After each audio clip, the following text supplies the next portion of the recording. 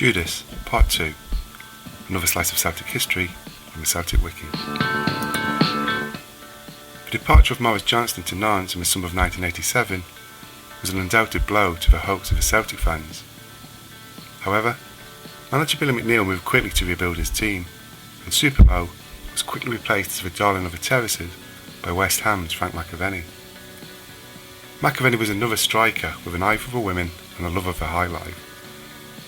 Like Johnstone, he had quit a successful career in England to play for his boyhood idols at Celtic Park.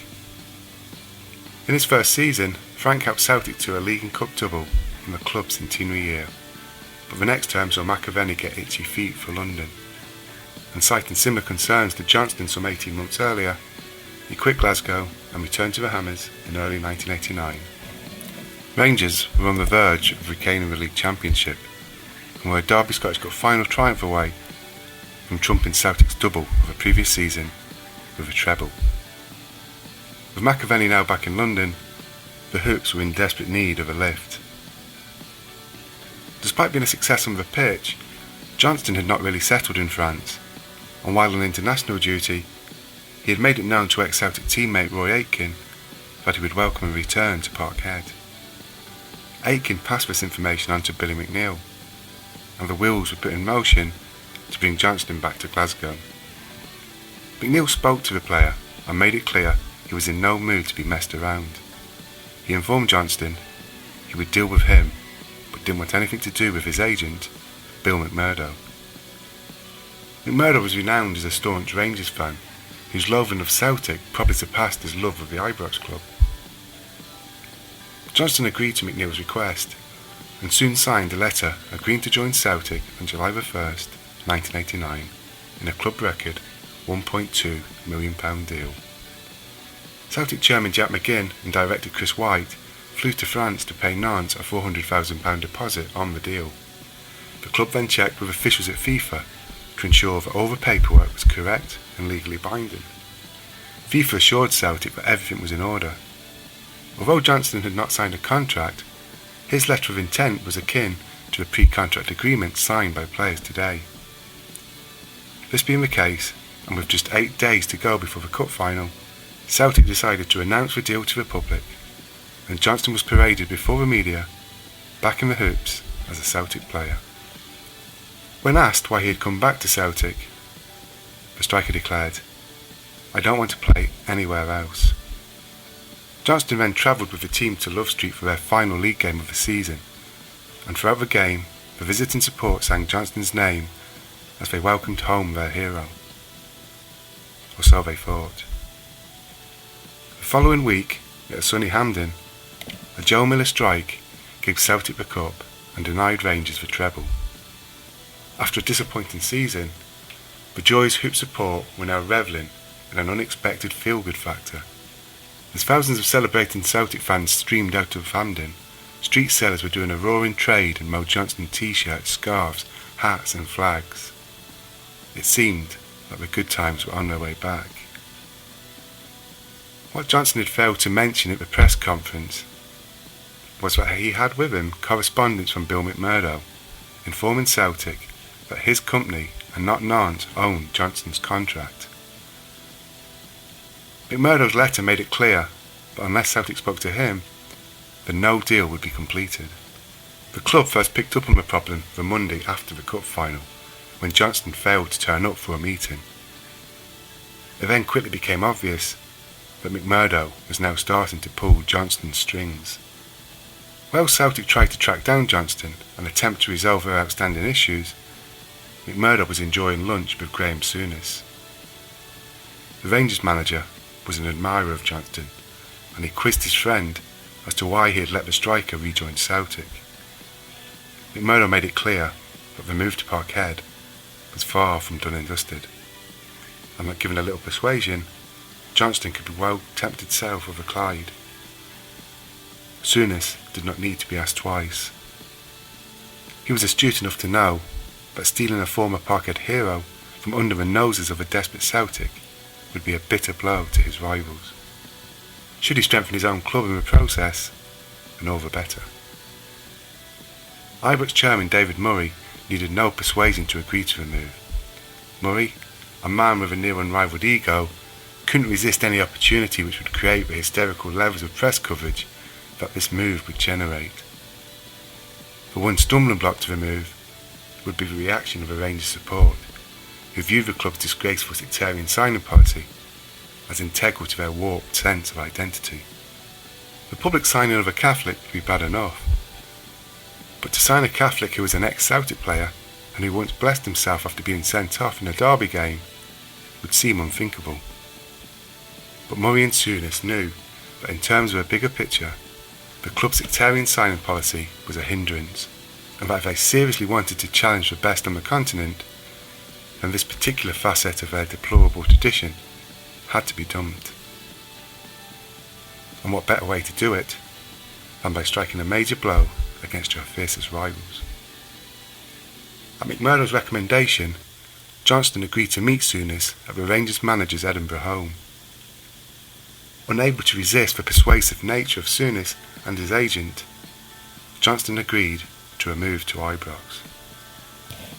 By now, Celtic and the player had publicly acknowledged there was a problem with the deal, but outwardly, both at least expressed the expectation that these matters would soon be ironed out.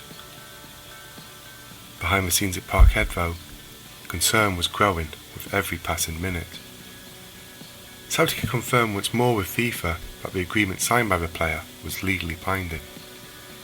Safe in the knowledge that it was, Billy McNeill satisfied himself there was no need to be concerned about the rumours sweeping Glasgow that Rangers had made a move for Johnstone.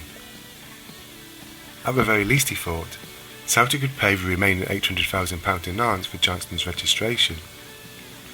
Even if the player didn't agree to play, they would at least control his football destiny and prevent Rangers from completing a sensational signing coup. However, the Celtic board had other ideas, and despite having Johnstone's signature on a legally binding agreement, they announced, while McNeill was still on holiday in Florida, that they were withdrawing from the deal. That short-sighted decision left the door wide open for Murray and Souness to close the deal on the most controversial signing in Scottish football history. After weeks of whispers, Johnstone was unveiled to the world as a Rangers player at Ibrox Park on July the 10th, 1989.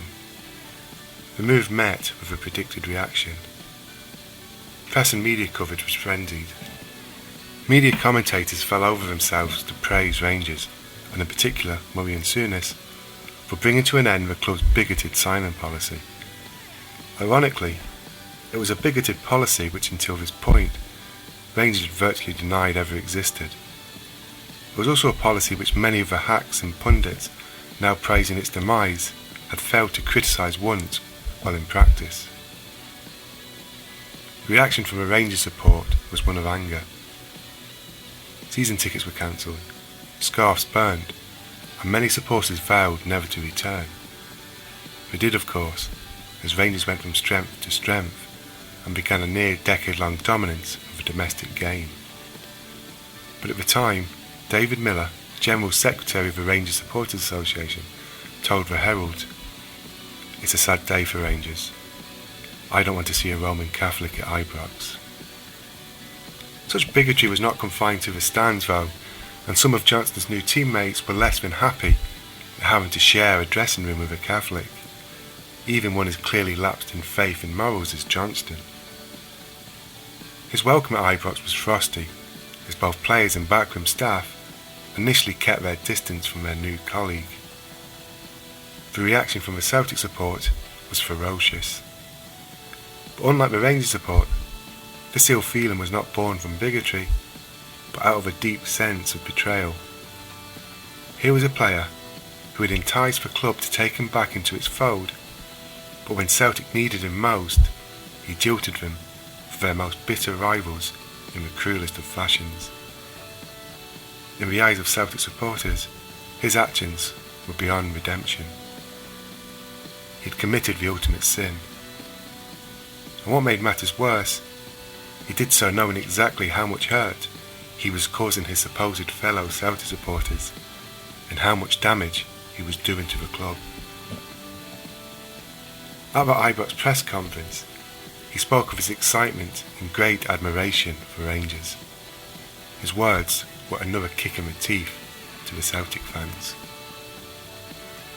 In many ways, Johnstone was used as a pawn by Murray, Souness and McMurdo, but he entered into the whole deal with his eyes wide open. Even given the fact that the player's greed and stupidity meant he was easily manipulated, it was ultimately Johnstone's decision to sign on the dotted line. The reaction from both sets of the divide was fierce, but no more so than would have been predicted. Johnstone wasn't that stupid to expect any other response. The Celtic support were not just angry at the player, but also at the board for their bumbling incompetence that they showed throughout the whole fiasco, and the manner in which they all but gifted Rangers the opportunity to complete their coup. Together, Johnstone and the board had left the fans feeling let down and humiliated. The switch obviously meant that Johnstone burnt his bridges with the Hoops fans for good. For the White Kelly axis, which ran the board, it was in many ways the beginning of the end, as they were to never again regain the confidence of the support. Johnstone went on to enjoy a successful, if relatively brief, Rangers career, although he never quite hit the scintillating scoring form he showed during his spell at Parkhead. In an incident caught on camera, he did however show that he would stoop to any depth to try and ingratiate himself with his new paymasters as he joined his teammates in a sectarian sing-song. A winning goal against Celtic helped win over some of the Ibrox fans, but despite this goal and Johnstone's sectarian sing-along, the player was never more than grudgingly accepted by a support who some 20-odd years later still remain entrenched in bigotry. In that respect, the signing of Johnstone did more short-term damage to Celtic than long-term good to Rangers. After 31 goals and 76 appearances, Johnstone would quit Ibrox and return to England in the summer of 1991 when he joined Everton. He stayed on Merseyside for 2 seasons before coming back to Scotland for brief spells with Hearts and Falkirk. After a successful stay in America's MSL with Kansas City Wizards, he retired from playing at the age of 38, but he would remain in North America as a coach. Johnstone states that the most memorable day of his career was helping Celtic snatch the league title away from Hearts on the last day of the 1985-86 season at Love Street. He even claims he is still a Celtic fan. Unfortunately for the man now better known as Judas, his actions in July 1989 speak a lot louder than his subsequent words.